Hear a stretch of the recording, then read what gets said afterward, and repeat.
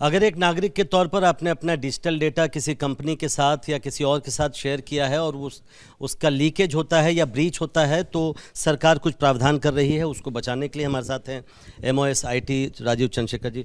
Sir, सबसे प्रावधानों के बारे में तो हमने देखा है, क्या ये बिल ये इंश्योर करेगा कि जो डेटा ब्रीच है वो उस पर पूरी तरह लगाम लग जाए? ये इसको लेकर आप आश्वस्त हैं? मेरा उम्मीद ये है, हम सबका उम्मीद ये है, हमने इसीलिए इतना प्रयास और प्रयत्न किया है बिल लेकर आने के लिए कि इस डेटा इकोनॉमी या डिजिटल इकोनॉमी में जो लोग डेटा का मिसयूज़ करते हैं और डिजिटल नागरिक से डेटा लेते हैं लेकिन उसको मिसयूज़ करते हैं या बेचते हैं, उसमें लगाम आ जाएगा, उसमें एक सख्त से ब्रेक लग जाएगा।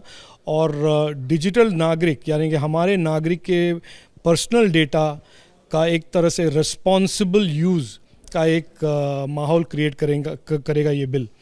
तो आपके क्वेश्चन के उत्तर में यही कहूँगा कि मुझे पूरा उम्मीद है कि एक बहुत गहरा बिहेवियरल चेंज हमारे सिस्टम में आएगा और ये प्लेटफॉर्म जो आज तक बिना कोई जिम्मेदारी के कुछ भी मिसयूज़ कर रहे थे डेटा, वो अभी उसका उन लोगों का धंधा बंद हो जाएगा। एक केवल नागरिक के तौर पे अगर कोई जानना चाहे, जो हमारे दर्शक हैं, अगर उनका डेटा ब्रीच होता है तो उनको क्या करना होगा? बोर्ड एक बनाया आपने, क्या उनको अप्रोच करना होगा? इस बिल में बड़ा सिंपल प्रावधान है, उनको एक ईमेल भेजना पड़ेगा to the Data Protection Board. वो सब हम स्पष्ट रूप से बता देंगे जब बिल पास होगा। और एक सिंपल ईमेल से डेटा प्रोटेक्शन बोर्ड अपना रिस्पांस शुरू करेगा और नोटिस भेजेंगे जो प्लेटफॉर्म्स हैं जिन्होंने डेटा लिया है। मतलब मैं एक नागरिक के तौर पे मेरा डेटा ब्रीच होता है तो अगर मुझे लगता है ब्रीच हुआ है तो मैं ईमेल के जरिए डेटा बोर्ड को अप्रोच कर सकता हूँ। एकदम सही बात।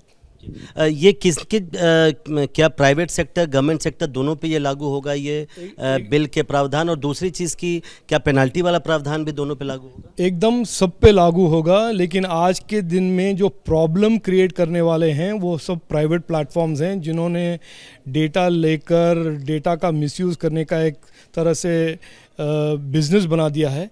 उसको हम रोकना चाहते हैं और ये बिल उसको रोकेगा ज़रूर। और सरकार का भी यही दायित्व बनेगा, सरकार के एंटिटीज़ का भी यही दायित्व बनेगा कि जो भी डेटा वो लेते हैं नागरिक से उसको जिम्मेदारी से प्रोटेक्ट करें, ना कि अगर वो जिम्मेदारी ना निभाएं तो उनको भी पेनल्टी मिलने का एक संभावना है। और कब तक ये बिल आ जाएगा? अभी तो कंसल्टेशन चलेगा और मेरा उम्मीद यही है, हम सबका उम्मीद यही है कि जल्द से जल्द आए, बजट सेशन तक आए, तो यही हमारा उम्मीद है। एक हाल में जो एम्स में सर्वर को लेकर जो बड़ा लोगों को दिक्कत भी हुई, प्रॉब्लम भी हुआ, क्या आपको लगता है कि ये बिल अगर बिल के प्रावधान रहते तो इस तरह के हादसे रोके जा सकते थे? नहीं, देखिए, एम्स का जो इशू है रैंसमवेयर का इशू है। रैंसमवेयर का इशू इस जो अंग्रेजी में कहते हैं सिस्टम ब्रीच का इशू है, डेटा ब्रीच का इशू नहीं है।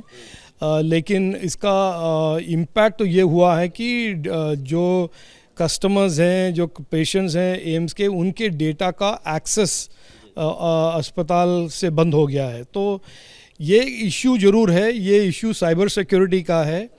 लेकिन अगर ये बिल के पास होने के बाद ऐसे होगा तो ज़रूर पेशेंट्स को एम्स का DPB को लेकर जाने और या कंप्लेन करने का उनके पास एक हक जरूर होगा। ये जो ब्रीच या जो भी सर्वर डाउन हुआ, आपको लगता है ये नॉर्मल फिनोमेनन है या कुछ आप? नहीं, ये कोई नॉर्मल फिनोमेनन नहीं है। ये इसमें मैंने इन्वेस्टिगेट किया नहीं है। सर्ट वाले लोग और NIA और पुलिस इस पे इन्वेस्टिगेशन ज़रूर कर रहा है, मतलब। लेकिन रैंसमवेयर अटैक्स काफ़ी सोफिस्टिकेटेड अटैक्स हैं और इसके पीछे स्टेट एक्टर भी हो सकते हैं या बड़े ऑर्गेनाइज्ड गैंग्स भी हो सकते हैं। तो मैं इस पर ज़्यादा टिप्पणी नहीं करूँगा, लेकिन इसको कोई नॉर्मल इंसिडेंट मत समझिए। ये डेफिनेटली एक कॉन्स्पिरेसी है, डेफिनेटली इसके पीछे कोई शख्सियत है, कोई फोर्स है।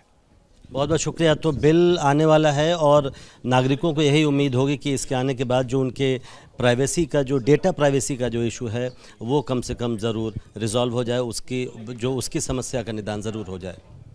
कैमरामैन DC मंजू के साथ प्रशांत, ABP न्यूज़, दिल्ली।